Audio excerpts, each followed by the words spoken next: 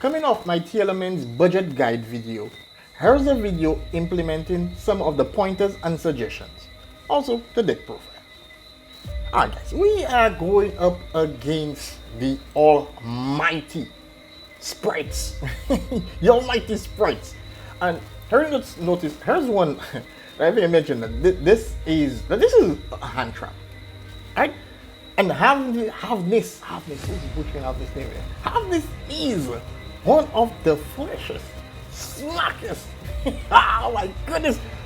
This card is so great. And remember in my guide, I did mention junior opponents to the possibility of summoning a window, right? If we have to take a quick look at the top 3 cards in my deck, because this card would have milled the 3 card. Guys, we would have a window and a fusion, which has been crazy, right? Yeah, unfortunately, the opponent wasn't having that. We had to dash, but it just clearly shows how effective this card is. And I did mention also that the build, especially on the budget end, if you emphasize on the Shaddolls, it gives you more an opportunity to mill Shaddolls.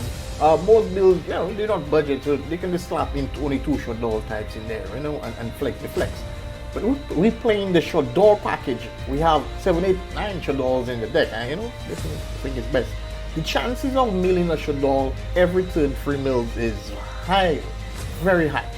Alright, let's proceed. Unfortunately, the Ash had to break us back, but it's not bad. But guys, something else to pay attention in, this hand does not look all impressive, but it is very.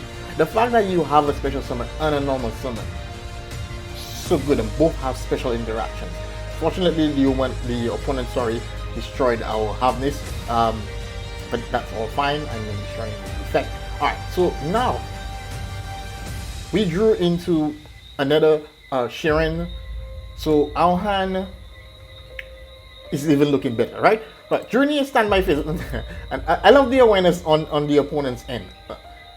The decision to not activate the effect of Totally Awesome, which would trigger our Havnis, was key on their end, but still would not change anything because this is not just waste an interaction on their end. So the plan now, we have Foolish Barrier. Foolish Barrier is so good, so we can either go for Miller Shaddoll type, being like maybe Squamata or maybe Dragon to get rid of the Smasher, or just Squamata to get us a Shaddoll monster in our hand so we can trigger our Shiren effect.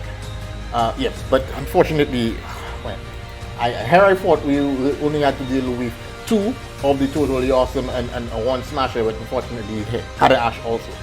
So 4 interruptions, but yeah. That's the fact, right? So that's that golden riddle. Unfortunately, so here we are gonna go for our Supreme King Mare. If you saw my guide, this card is our replacement alternative to the Rhino Hat. It does the exact thing as Rhino Hat, the first effect that is.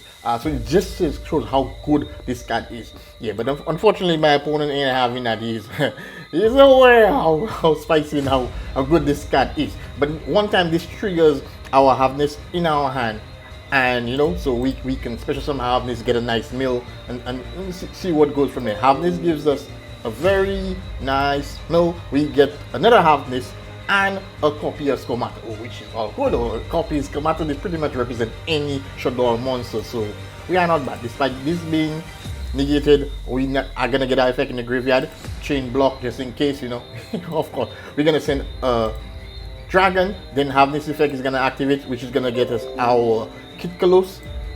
Now, option A, guys, the had Pill to Soul, we have 2 options, and this is another great aspect of this deck, is the fact that you can chain block. So I activated Chain Link 1, my Kitkalos, Chain Link 2, the Dragon. The Totally Awesome can only negate the Dragon. Now, this is where I think I made some mistakes. And you're gonna see it a little later. I wanted my search, but there's one aspect that I didn't take into consideration. Because I was like, alright, great, I get my search. What I'm gonna do now, I'm gonna activate my Shilling's effect, which is gonna get negated, and it's gonna get triggered when you go to the graveyard. But man, I didn't take into account that Totally Awesome can revive your monster. It doesn't need to go to the graveyard, as a matter of fact, which means my Shonen effect does not trigger. And man, this was but let me explain. Again, the real testament to this deck is the fact that in the clips I'm about to show you guys, I'm playing this deck horrible. I'm not doing a good job representing it, but despite the fact the deck still performs so good, and this is like, yeah, this is a kind of form of flexing. This is a kind of flexing. Alright, so unfortunately our cards get set, so the opponent, we couldn't get past the 4 interruption. But guys, are you aware of the card I just set? Did you see the torrential tribute? Budget? Yeah, we played cheap budget. Yeah, a few cents. I do know how effective torrential tribute is in this deck. Fortunately, you don't know. You're gonna learn today. Alright, so now we know one card in your opponent. We don't know cards in your opponent hand, unfortunately, right? So the plan is, if he's gonna swarm the field now, they're gonna hit that torrential tribute. In case you have not already noticed, when that torrential tribute hit, it's gonna trigger our charade. And if I remember correctly, we do have a Shaddoll in the graveyard. So that means Winder's coming on the field and we're playing against a Spike with one card in their hand? A deck that needs to special summon to win? Do you see our hand? Oh, guys, what's budget? This deck is under $100, guys. Under $100. I'm gonna start off this clip with a big shout out to my new patrons, Levy Gribbins. Thank you so much for the support, man. Really appreciate it. So guys, we are going up against another Sprite. Oh yes, Sprite. The starting hand is not all that effective. We started in Miru, got a nice mill. Unfortunately, it wasn't that nice. It was just alright. We did get a hedgehog, which gave us a nice search, but that's all fine. Unfortunately, the Metallurgist was sent to the graveyard, but we had none of our Tearlaments none of our Tearlaments in the graveyard, so unfortunately nothing came out for that. However, we did have a nice little back row. We had the Siluk, we had a Torrential Tribute, Torrential Tribute, and an Impu. Not too bad. Now, man, what is so scary about these sprites and cokes is the fact that, man, all the deck needs is one card, one starter, and they can just play a barrage of hand shops and blow out cards. It's ridiculous, right? But man, this is where you can collect notes from your opponent. The fact that your opponent chose to play a 6, this prosperity, it kind of gives you some idea of the opponent's mindset. One, either that they're playing desperate, or two, they dig in deep for a specific card. Can be both, right? So from here, my strategy kind of changed a little, especially the fact that they went for the starter into the blue, which most obviously, but the fact that to start it clearly means that maybe my opponent does not have extenders. Then again, being that this deck does not need much to extend, so it kind of like changed my thought process on, should I just go for a quick Torrential Tribute, or should I allow my opponent to exhaust the resources they have in their hand and then maybe Torrential Tribute. Yeah, and all this is information is also based on a lack of matchup knowledge also, which is a very bad thing. I've always seen this, guys. Playing on a budget puts you at a disadvantage. Playing on a budget not knowing the matchup, yeah, you're straight up gonna lose. You got to learn the matchup. We're already playing at a disadvantage. Alright, so he goes to blue, they go to blue, blue going to card. Like, then this changes so much. Card can negate magic and trap cards. So like, yeah, we are going to allow the opponent to go in the Gigantis. Upon activating this in effect, we are gonna go for the Select. Alright, so the plan here, Man, which was somewhat surprising. I kind of expected, unless I'm reading this card totally wrong, the Splight Smasher would have been chained to get rid of the continuous card, which would have just negated the effect. Well, not the effect, but prevent the effect from going through. Unfortunately, that wasn't the case. But then again, my suspicion was right. The opponent does not have much, and they actually relying on my monster to activate the effect.